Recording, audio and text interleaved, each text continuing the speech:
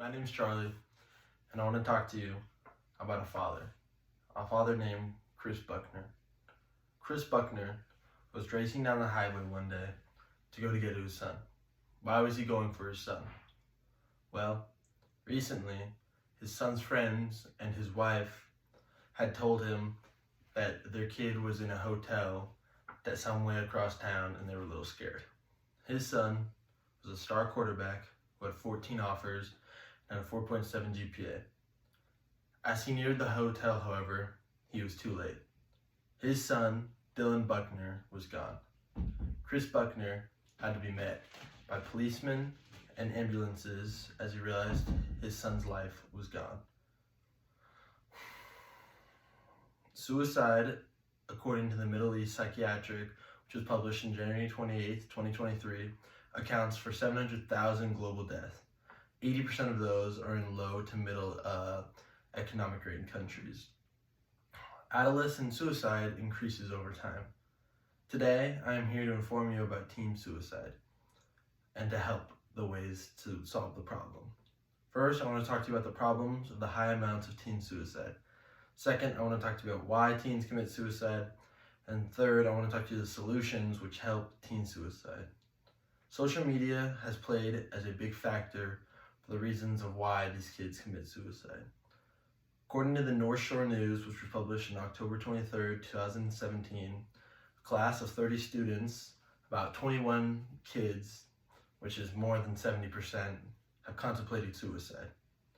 On top of that, according to the CDC, which was published in May 16, 2015, students in LGBTQ+, about 30% of them attempted at least committing suicide one time the past year. With such high rates of suicide in these kids, why are these kids feeling this way?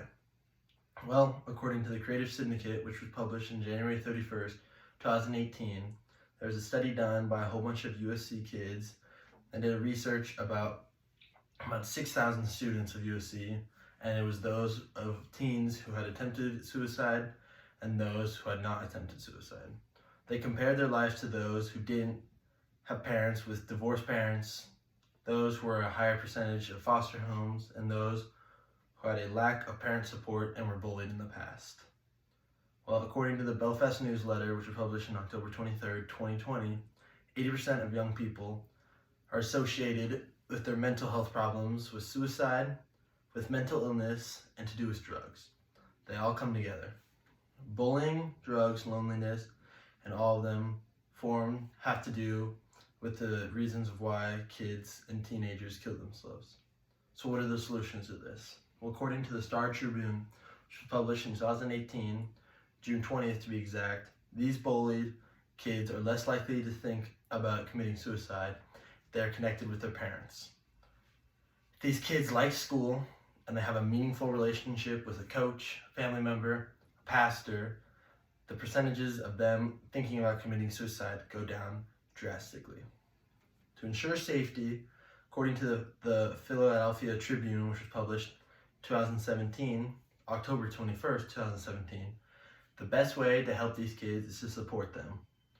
If a kid had recently attempted suicide and they survived, thankfully, the best way to help these kids is to not overarch and watch everything they're doing, because when you do that, they start to feel trapped and feel like maybe they should have gone.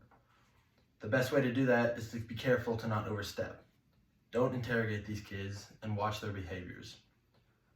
Well, first I talked to you about teen suicide and how to help them, and now I want to talk to you about how to help avoid these situations.